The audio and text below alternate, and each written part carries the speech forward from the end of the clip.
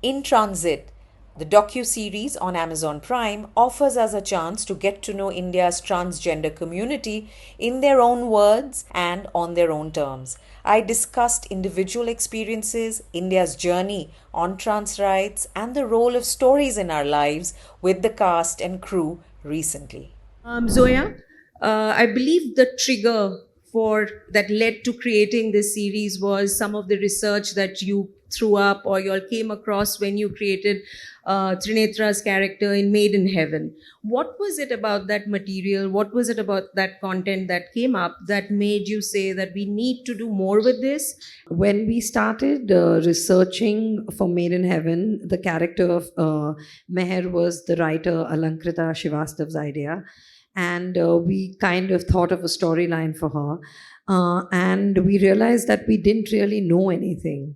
We didn't know details. We were just projecting what we think uh, a life would be, or what we think their experiences would be on them.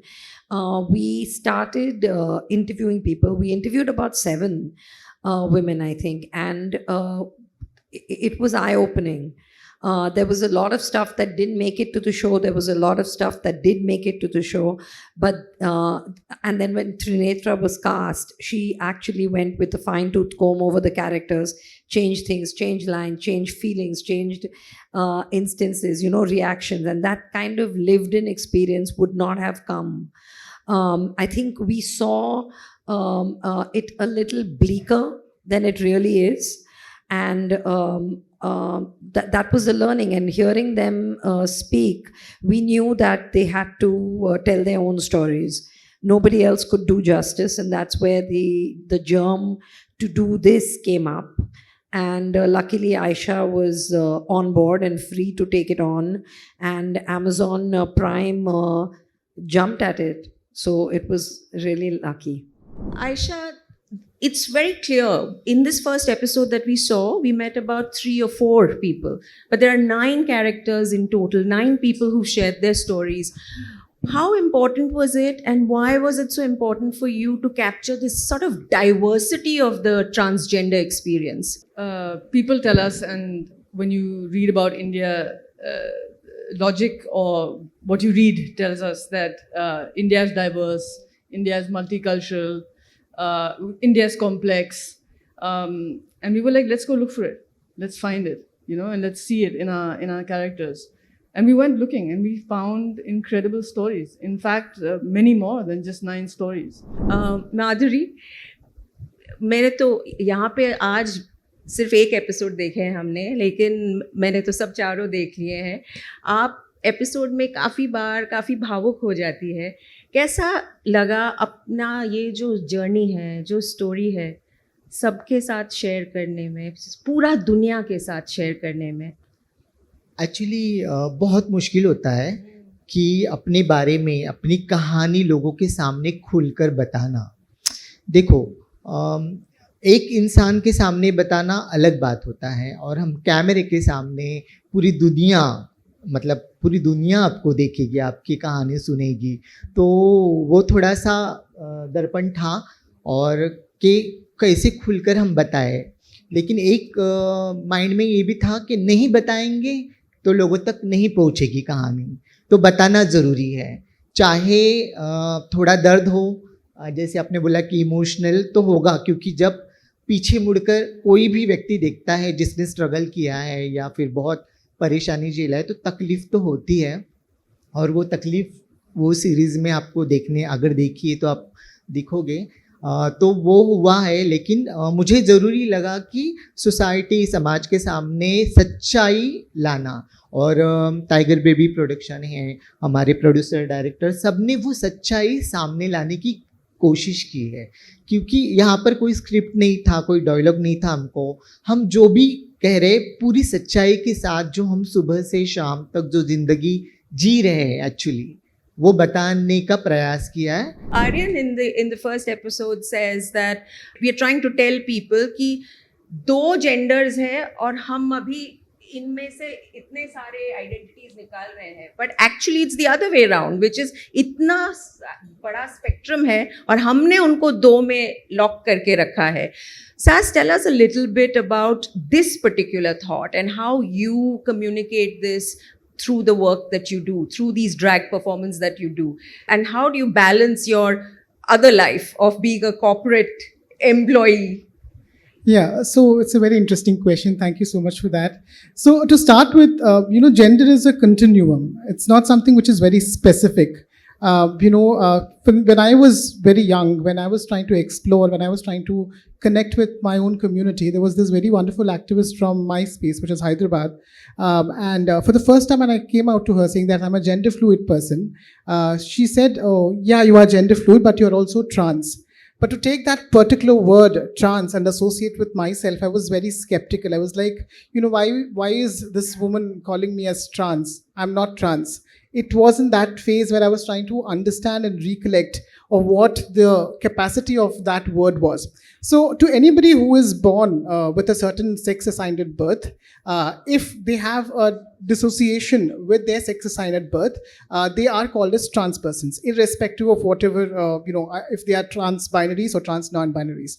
Now, to kind of dissect it even more, somebody who want to alter their particular, anatomy with corrective surgeries or with any kind of an affirmative practices, they are, either if they are shifting from man to a woman, they are called as, trans woman. If they are on the other side, woman to man, they are trans man. And somebody who doesn't want to associate with the binaries of gender, or somebody who doesn't want to pick up these two sides, either they don't want to pick up or they want to have both. I am a greedy person. I want to have both. And I think that life is very sad to just be sticking to just one particular role.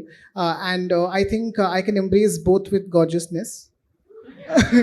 Anubhuti, you talk about how your mother says that, you were her son. And in India, we know the preeminence that sons have.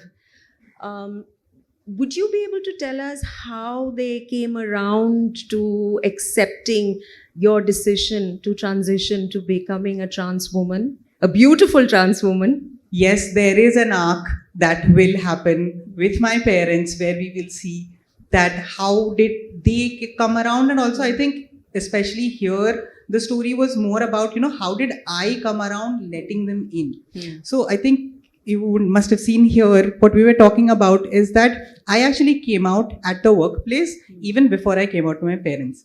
One thing I knew very early on is that parents don't understand, have to become financially independent, socially independent, खुद का identity निकाल के फिर be ourselves. However, जैसा आप story में देखोगे, हम लोग चाहे कितना भी सेल्फ मेड होना सोचते हैं कि हमने खुद अपने पैरों पे सब कुछ किया है, अपने हिसाब से सब कुछ किया है, ये ट्रांस एंड क्वेयर पीपल ज़्यादा सोचते हैं, बट ये कभी भी पूरी सच्चाई नहीं होती.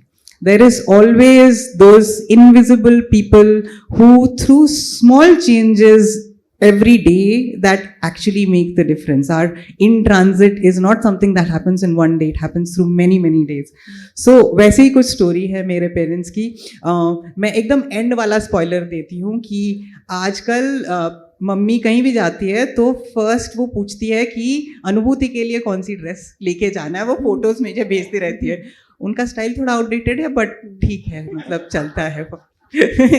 माधुरी, आपने इस एपिसोड में कहा कि हमें तो पता भी नहीं था trans woman, trans man, hijra community, kinnar community का एक ट्रेडिशन है हमारे देश में.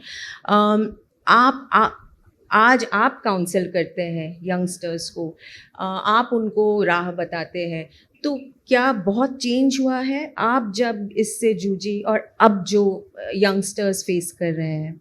बहुत चेंज हुआ है. Positive changes? हाँ, पॉजिटिव चेंजेस मैं बोलूँगी, क्योंकि जब भी ये कश्मकश थी कि मैं क्या हूँ, मुझे नहीं पता था, तब मैं हमसफ़र ट्रस्ट में सबसे पहले मैंने जॉब किया है 99 से 2003 तक. तो तभी मेरा ये चल रहा था कि मैं कहाँ पर हूँ बाबा, सब झमेला वो मैं तभी थी. और तभी मुझे पता चला कि कितने LGBT में ये सब मुझे वहाँ पर पता चला, क्योंकि वो मेरा पहला जॉब था सेक्टर सोशल सेक्टर में। तो वहाँ पर मैंने सीखा कि क्या क्या है, फिर मैंने खुद को वहाँ पर देखा। और अभी ऐसा हुआ ना कि वो टाइम पे बहुत टाइम लगता था हमको पूरी जर्नी हमारी जो है उसके लिए। लेकिन आजकल क्या है, अब मैं खुद काउंसलिंग करती हूँ, तो जो मेरे पास जो भी ट्रांस मैन, ट्रांस वुमन, किन्नर समाज के लोग आते हैं ना, तो सबसे पहले हम उनसे बात करते हैं, क्योंकि पहले बात करने के लिए कोई नहीं था, क्योंकि हम फैमिली वालों से तो नहीं बात कर सकते हैं इसके। और आज के 25-30 साल पहले तो बहुत ही अलग था सीनियर, कोई बात इसका सुनना भी नहीं चाहते थे लोग। लेकिन आज ऐसा होता है कि जहाँ पे मैं काउंसलिंग करती हूँ, तो वहाँ पे मम्मी पापा के साथ में आते हैं कोई जो 16-17 साल का होता है, ट्रांस वुमन या ट्रांस मैन जो बनना चाहता है। किन्नर भी आते हैं, तो वो अपने गुरु को या फिर अपने पार्टनर को साथ में लेके आते हैं। तो ये सब पहले नहीं होता था ना। और क्या होता है कि राइट वे में जाना बहुत ज़रूरी है, क्योंकि हमारे टाइम पे क्या होता था, हार्मोन्स कैसे लेने वो भी नहीं पता था। हम एक दूसरे को देख के, हाँ तूने ये लिया तो मैं भी ये लूँगी। और उसमें काफी डेंजर भी है, करेक्ट? हाँ। अगर वो प्रोसीजर्स ठीक से नहीं होते हैं, बिल्कुल। लीगल डॉक्टर्स या मेडिकल बिल्कुल। पीपल ने, प्रोफेशनल्स उसके नहीं होते साइड इफेक्ट कुछ हाँ। सालों के बाद बॉडी पे आते हैं। हाँ। लेकिन आजकल ऐसा नहीं होता है। आजकल हम प्रॉपर ब्लड टेस्ट होते हैं, और किसको कितना mg देना है, हार्मोन्स लेना है, हार्मोन्स लेने के बाद साइड इफेक्ट भी पहले नहीं पता थे, लेकिन अभी पहले काउंसलिंग में हमको बताना पड़ता है। तो बहुत मुझे लगता है बहुत हमको हमारी जर्नी के लिए अगर 15-20 साल लगे होंगे, तो मुझे लगता है आज के जो बच्चे हैं वो 4-5 साल में पूरी जर्नी मतलब आगे पहुंच सकते, इतना फास्ट हो गया है। तो इससे मैं हैप्पी हूँ। ये हमारे टाइम पे नहीं था, इसका दुख है मुझे, लेकिन खुशी है कि मैं हिस्सा हूँ और मैं लोगों को इसके बारे में बताती हूँ। अच्छा लगता है। Anubhuti, Madhuri talked about the fact that, you know, today, if you want to do this, if you want to transition and you want to, you know, gender reassignment surgeries and all of that begins with puberty blockers, hormones, and then medical procedures. It's complex, it's expensive, and you need to have the best advice. Is there a thought that you have, given your own experience, about how early people should do this? Earlier the better, or is there a sense of you need to be older before you make this decision? Because that's again something that's a bit complex, right? Yeah, that's a beautiful question, in fact. And what I believe, you could probably see in my journey, I kind of came out kind of late, perhaps in the early 20s.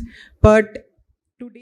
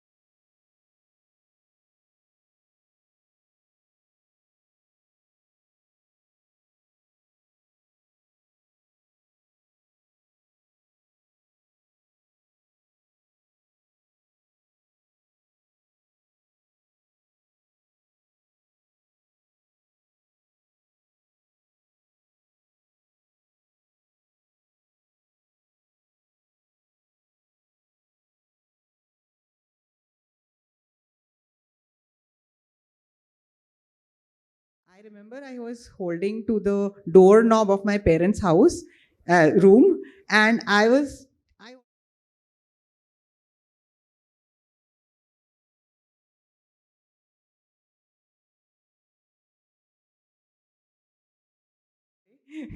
Aisha, one of the first actions that Donald Trump took after becoming president was an executive order talking about biological sex, right? And while India is different, we've just completed 10 years of the Nalsa judgment last year. America does shape conversations and this kind of transphobia that we are seeing coming out of the US, do you see that creating ripple effects around the world? Is there anything that you feel we need to brace ourselves for here in India? I think that the Western idea of what they believe or how they want to control trans people's bodies is a very white male construct, and it's a construct that is predominantly trying to dominate women's bodies, right?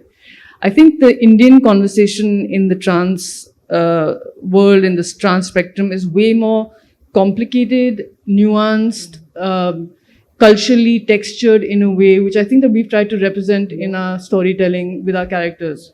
I hope it doesn't. I know that America has traditionally sort of usurped popular culture and usurped politics in a way that it does become this kind of global juggernaut.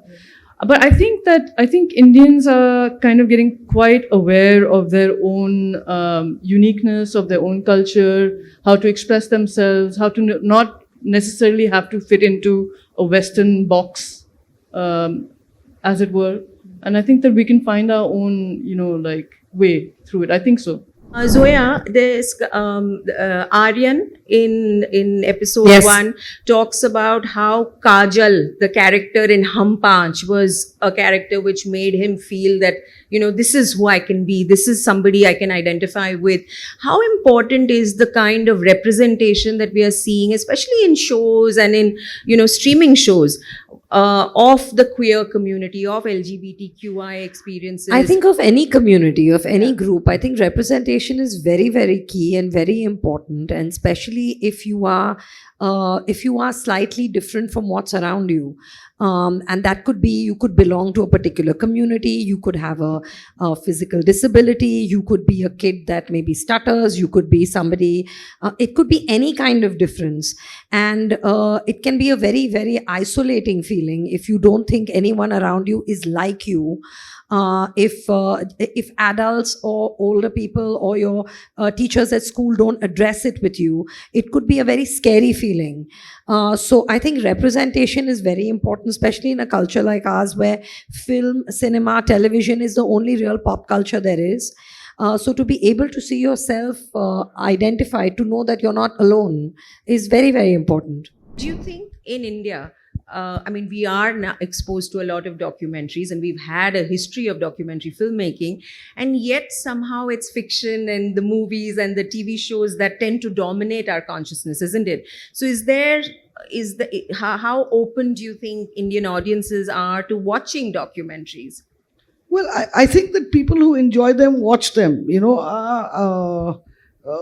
I think the impetus to make documentaries came from the fact that Zoe and I avidly watch documentaries, and we're really hoping there are more people out there like this room full. I personally believe that every time there is a queer conversation or a work of art or a book that comes into public discourse, what happens is that all of us as a society get in touch with our feelings and emotions a little bit more. We start thinking about our own assessment of identity, our need for acceptance. And in a repressed society like India, by sharing your stories, you make all of us, whether we are queer or non-queer, binary, whatever our identities are, you put us in touch with our identities. So Aisha, Reema, Zoya, Madhuri, Sass, Anubhuti, and all the rest of you, thank you for making In Transit. You're going to help us get in touch with ourselves.